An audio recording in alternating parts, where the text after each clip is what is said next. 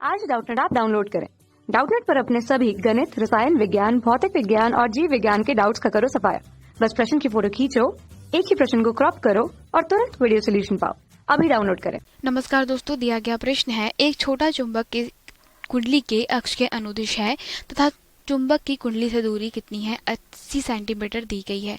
यदि इस स्थिति में चुंबक के कारण कुंडली की जो फ्लक्स घनत्व है वो 4 गुना 10⁻⁵ वेबर प्रति फेरे है तथा यदि चुंबक को 0.08 सेकंड में कुंडली की ओर 40 सेंटीमीटर खसकाया जाता है तो इस गति की स्थिति में जो कुंडली में औसत प्रेरित विद्युत वाहक बल है वह कितना होगा।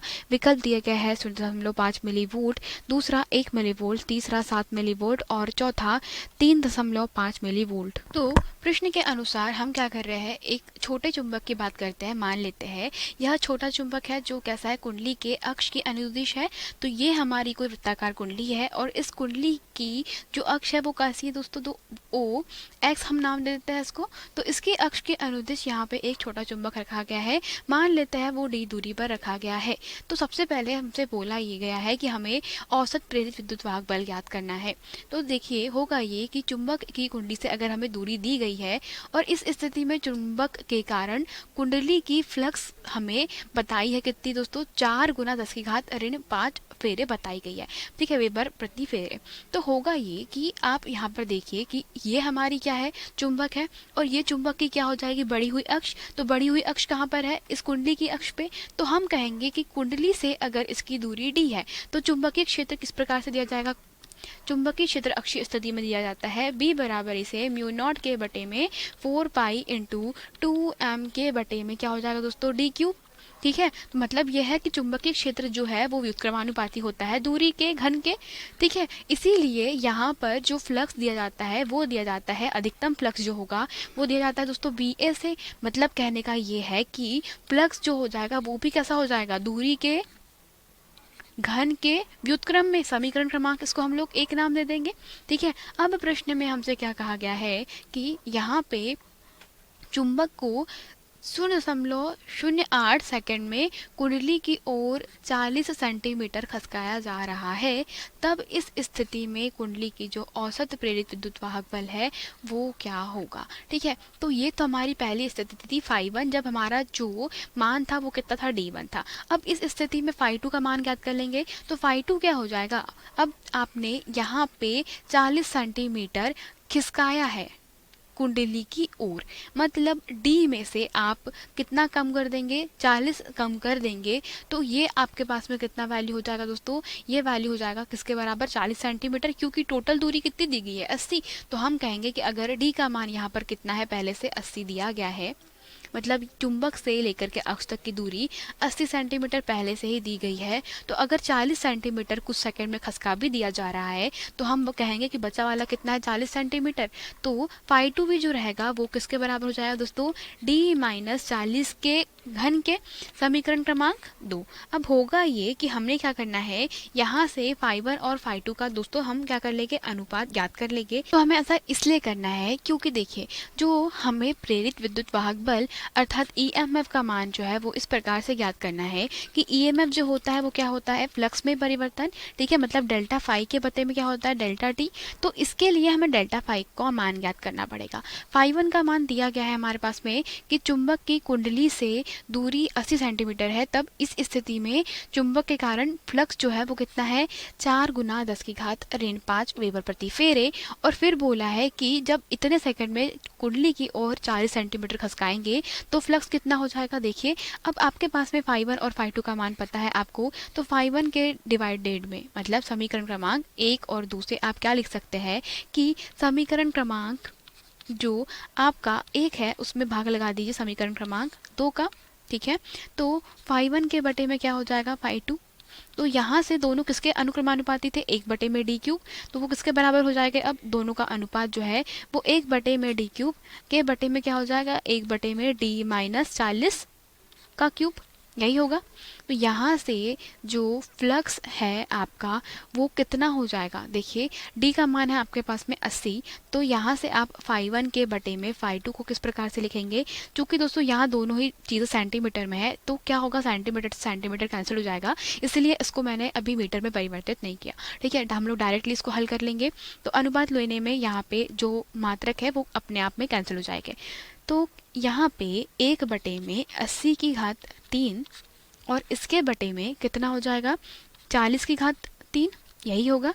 हल करेंगे आप तो आपके पास में φ1 का मान कितना दिया गया है, φ1 का मान दिया गया है 4 × 10⁻5 वेबर। तो ये हो जाएगा 4 × 10⁻5 वेबर प्रति फेरे। किसके बराबर है ये हो जाएगा 1/80 और 1/40, तो ये 40/80 पूरे की घात क्या हो जाएगी 3 इंटू में φ2, और φ2 का मान हमें ज्ञात करना है। तो आप यहाँ पे हल करने के बाद पाएंगे कि ये हो जाएगा 1/2, तो 1/2 पूरे की घात कितना हो जाएगा, ये हो जाएगा 3, गुने में क्या चल रहा है φ2, और ये हमारे पास में है 4 × 10⁻5। तो आप जब इसको हल करेंगे तो यहाँ पे हो जाएगा दोस्तों 2⁻3 कितना होता है 8। ठीक है, तो ये हो जाएगा 8 × 4 × 10⁻5 बराबर इससे φ2। तो अब जो फ्लक्स है दोस्तों, जब आपने क्या कर दी, दूरी 40 सेंटीमीटर कर दी थी, तो उस स्थिति में फ्लक्स कितना मिल जाएगा आपको, जो फ्लक्स है वो मिला 32 × 10⁻5 वेबर के बराबर। ठीक है, तो अब हमने फ्लक्स φ2 का मान ज्ञात कर लिया। समीकरण क्रमांक इसको हम 3 नाम दे देते हैं। अब ईएमएफ क्या होता है, डेल्टा में फाई के बटे में डेल्टा टी।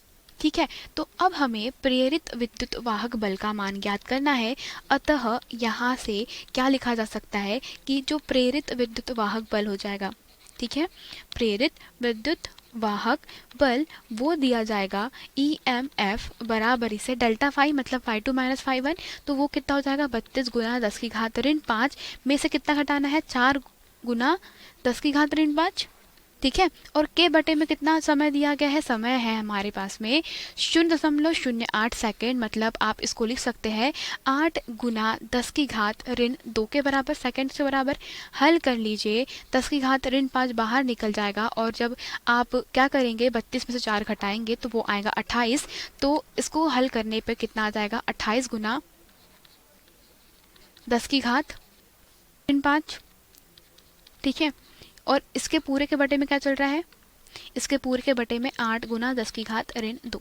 ठीक है, चूंकि यह क्या है, प्रेरित विद्युत वाहक बल है, अतः प्रेरित विद्युत वाहक बल दोस्तों फैराडे के नियम के अनुसार जो होता है विपरीत क्या करता है, ऋण चिन्ह प्रदर्शित करता है कि यह उसी का विरोध करेगा जिसके कारण यह प्रेरित हो रहा है। मतलब आप क्या कर रहे हैं, 0.08 सेकेंड में इसे 80 से 40 सेंटीमीटर पर लेकर के आ रहे हैं। तो अब आपकी जो दूरी हो जाएगी यहाँ पर, आप इसको आगे खसका दिए, तो आगे खसकाने पर आपकी दूरी कितनी हो गई है, ये यहाँ से लेकर के यहाँ तक की दूरी हो गई है 40 सेंटीमीटर। तो फ्लक्स उत्पन्न हुआ, फ्लक्स प्रेरित हुआ, और उसके कारण यहाँ पर विद्युत वाहक बल प्रेरित हुआ है। आप इसको हल कर लीजिए, आपको हल करने के बाद में ये मान कितना मिल जाएगा दोस्तों, यहाँ पे आप 4 से इसको कैंसिल कर सकते हैं, और फिर वहाँ पर आपको 7/2 मिल जाएगा। तो 3.5 × 10⁻, ये ऋण 5 है, 10⁻2 ऊपर चली जाएगी तो 10⁻2 हो जाएगी, आधार सामान्य घातें जुड़ जाएगी।